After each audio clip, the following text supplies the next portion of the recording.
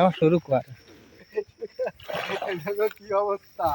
মাছের কেল্লা কয় না বাঁশের কেল্লা বাঁশের কেল্লা জায়গায় মাছের কেল্লা বাতাইছি আমি এই জাল উঠো বসিয়ে রে এখন তো ওই ধান কাটা কিখানটাই আমার লাগবে এই এনটা করে খালি কাতলা খালি দাম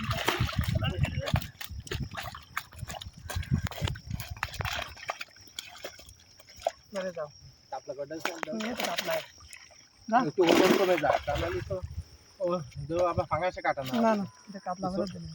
এটা কাতলা যা যা আবার কত দিন ও বাবা হবে না উঠাই নেন করো খারাপ আইডিয়া নিয়ে যা দৌড় বলো ওই দিলাম 30